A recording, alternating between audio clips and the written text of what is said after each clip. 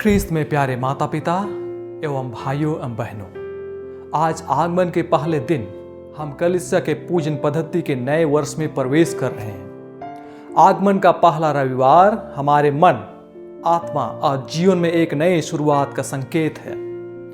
दुनिया में हम नए साल का उत्सव 1 जनवरी को मनाते हैं, लेकिन कलीसिया का नया साल आज से शुरू होता है और इस नए वर्ष की शुरुआत बहुत गहरी है, क्योंकि यह हमें याद दिलाती है कि प्रभु हमारे जीवन में आने वाले हैं और उनका आगमन केवल एक ऐतिहासिक घटना या भविष्य का कोई दूर का दिन नहीं, बल्कि आज अभी हमारे जीवन की परिस्थितियों के बीच हो रहा है।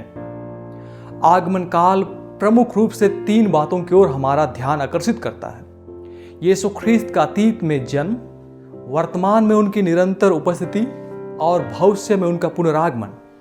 इस प्रकार आगमन काल में हमें एक पूर्ण आध्यात्मिक दृष्टि देता है, जिससे हम अपने जीवन को सही प्रकाश में देख सकें।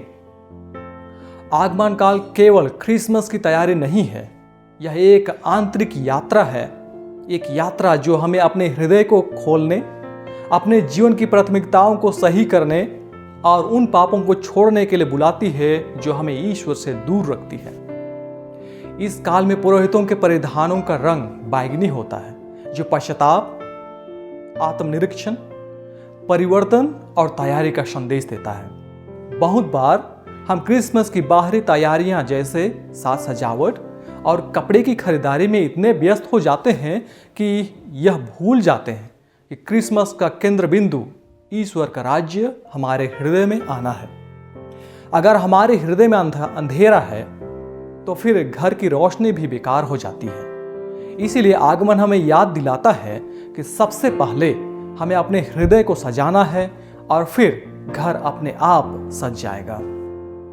पहले पाठ में ईसायास नबी हमें एक आशा भरे भविष्य की ओर ले जाते हैं। वे एक ऐसे समय की कल्पना करते हैं जब सारी जातियां प्रभु के पर्वत पर आएंगी। लोग हथियारों को छोड़ देंगे, तलवारें हल बन जाएंगी और भाले हंसिए में बदल जाएंगे। यह एक ऐसी दुनिया की तस्वीर है जहां हिंसा और संघर्ष की जगह शांति और सामंजस्य का शासन होगा। क्या आज हमारे परिवारों, हमारे समाज, हमारे गांवों, हमारे कलीसिया में इसकी जरूरत नहीं है? कितने घर ऐसे हैं जहां छोटे छोटे कानून से मनमुटाव है? कितने रिश्ते गलतफहमियों में टूट रहे हैं?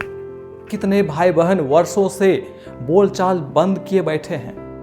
ईसायास नबी हमें चुनौती देते हैं कि हम इस आगमन के समय में उन तलवारों को, जो हमारे कठोर शब्द हैं, हमारा गुस्सा है, हमारी कड़वाहट है, उन्हें हल में बदलने यानी प्रेम, धैर्य और क्षमा में बदलें। आज के समय का सबसे बड़ा अंधकार संबंधों का टूटना है। कलीसिया हमें बुलाती है कि इस आगमन में हम संबंधों को जोड़ें। अगर किसी से मनमुटाव है, व्यक्ति चाहे घर का हो, पड़ोस का, मंडली का या रिश्तेदार, आगमन में उससे मेल मिलाप का एक कदम बढ़ाएं। शायद पहला कदम बढ़ाने से हमारा अहंकार आहत हो सकता है, लेकिन याद रखें, इसी कदम में ईश्वर हमारे साथ चलते हैं। इस कृपा के समय में हम हमारे घरों को क्रोध, बुराई, चुगली और ईर्ष्या को जगह ना दें। जहां भी शांति का अभाव है, वहां प्रभु के जन्म की तैयारी अधूरी है। दूसरे पाठ में संत पौलुस एक अत्यंत महत्वपूर्ण संदेश देते हैं। वे कहते हैं, अब जागने की घड़ी आ गई है। अंधकार के कर्मों को त्याग कर ज्योति के शास्त्र धारण कर लें। हम सबके जीवन में कुछ ना कुछ ऐसे अंधकार होते हैं जिसे हम जानते भी हैं, पर बदलना कठिन लगता है। कोई आदत जो हमें बार बार गिराती है, कोई कमजोरी जो छूट नहीं रही, कोई पाप से समझौता या आध्यात्मिक जीवन में सुस्ती। संत पौलुस हमें झकझोरते हुए कहते हैं, यह समय सोने का नहीं है।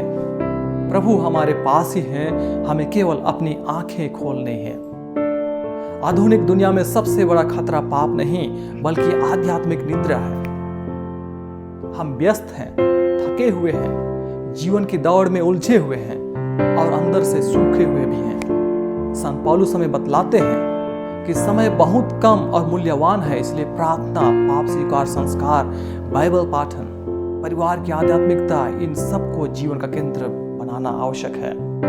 आगमन हमें बुलाता है कि प्रत्येक दिन कुछ मिनट प्रभु के लिए निकालें, ना कि इसीलिए वे हमसे आशा करते हैं, बल्कि इसीलिए क्योंकि हमारे हृदय को उनकी आवश्यकता है। सुसमाचार में यीशु ख्रिस्त हमें बहुत गंभीर शब्दों में चेतावनी देते हैं। वे कहते हैं कि मानव पुत्र का आगमन ऐसा होगा जब लोग सोच भी नहीं पाएंगे। जल प्रलय के समय लोग खाने पीने, शादी ब्याह में व्यस्त थे। उन्हें लगा कि उनकी दुनिया सुरक्षित है और वे तैयार नहीं थे। यीशु ख्रिस्त इसी बात को दोहराते हैं कि प्रभु का आगमन अचानक होगा। वह बीमारी के रूप में आ सकता है, एक कठिन परिस्थिति के रूप में, किसी जीवन परिवर्तनकारी घटना के रूप में, और निश्चित ही हम सबकी अंतिम यात्रा के रूप में। इसीलिए प्रभु कहते हैं, तुम भी तैयार रहो। तैयारी का अर्थ डराना नहीं है। तैयारी का अर्थ है तैयार दिल, तैयार जीवन, तैयार आत्मा। क्रिसमस की तैयारी सिर्फ केक, तारा, झांकी और कपड़ों की तैयारी नहीं, बल्कि आत्मा को सजाने की तैयारी है। जब हम क्षमा करते हैं, जब हम प्रार्थना करते हैं, जब हम गरीबों की मदद करते हैं, जब हम अपने जीवन को बदलते हैं, तब वास्तव में हम प्रभु के लिए मार्ग तैयार करते हैं। आगमन के समय में हम 4 प्रकार की तैयारियां कर सकते हैं।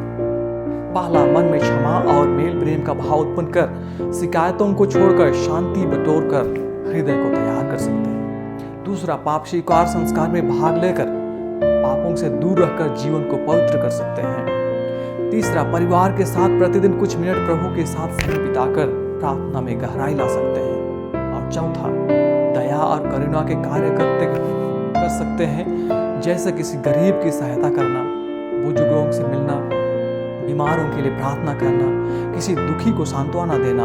ये छोटे छोटे कार्य मसीह के आगमन के लिए हमारे दिल को तैयार कर सकते हैं। मुझे एक परिवार की स्थिति याद आती है। उनके घर में वर्षों से तनाव था।